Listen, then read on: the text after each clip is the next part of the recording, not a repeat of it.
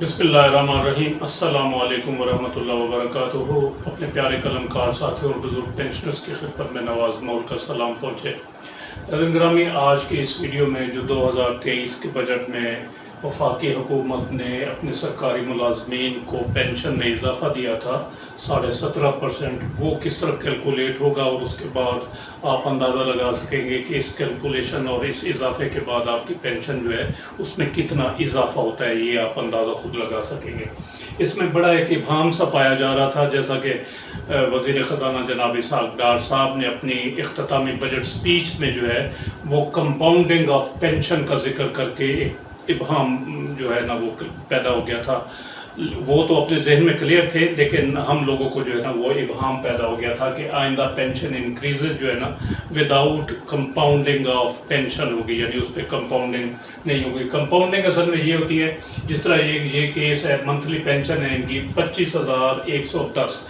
آپ اس کو basic pension بھی کہہ سکتے ہیں، نیٹ پینشن ہے، یہ اس وقت کی پینشن ہوتی ہے جب پینشن جو ہے نا calculate at the time of retirement کی جاتی ہے، تو جو آپ کو منتھلی پینشن دی جاتی ہے وہ یہ، اور اس میں سال بسال جتنے اضافے ہوتے رہتے ہیں بعد میں، تو یہ ان کو پینشن انکریزز جو الاؤڈ ہوئے وہ 25,183، تو ان کی پینشن اب بڑھتی بن گئی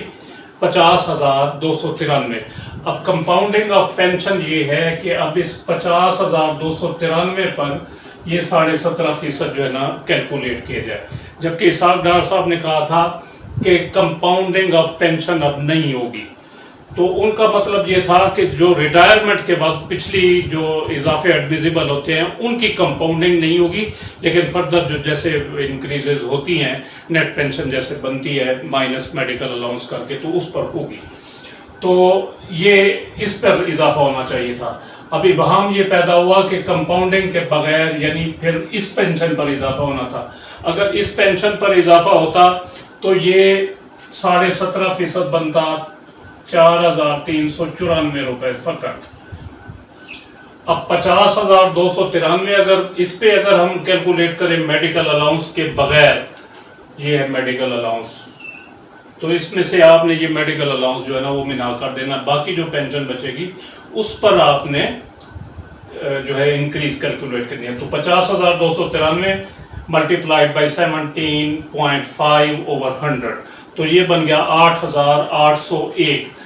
یعنی تقریباً آدھا فرق ہے۔ اگر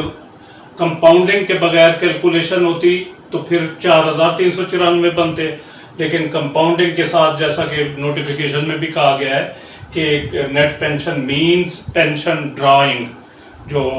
بندہ پینشن لے رہا ہے without medical allowance minus medical allowance, تو میڈیکل الاؤنس نکال کر کے باقی جو پینشن بنی اس پر 8,801 روپیہ یہ اضافہ ہو گیا، تو یہ ٹوٹل پینشن 58,139 میں 8,801 جمع کر دیں گے تو ان کی پینشن اضافے کے بعد بن جائے گی 66,940 روپے۔ تو امید ہے آپ کو سمجھ آ گئی ہوگی۔ اسی طرح آپ اپنی پینشن بھی کیلکولیٹ کر سکتے ہیں، یعنی جو آپ اضافے جتنے اور پلس آپ کی بیسک جو پینشن ہے، net pension at the time of retirement, ان دونوں کو جمع کر کے، یعنی اس میں میڈیکل الاؤنس آپ نے شامل نہیں کرنا، یا دوسرا طریقہ یہ ہے کہ ٹوٹل میڈیکل جو جتنی پینشن ہے اس میں سے میڈیکل الاؤنس نکال دیں،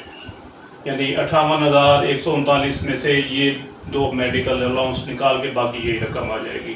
تو وہ جو باقی رقم بچے گی میڈیکل الاؤنس کے بغیر، اس پر آپ نے 17.5% جو ہے نا وہ انکریز کیلکولیٹ کر دینا ہے، اور جو جواب آئے اس کو آپ نے جو ٹوٹل منتھلی پینشن آپ لے رہے ہیں اس میں جمع کر دینا ہے، تو آپ کی پینشن انکریز آ جائے گی، بڑی ہوئی پینشن آ جائے گی۔ تو امید ہے آپ کو پتہ چل گیا ہوگا کافی حد تک،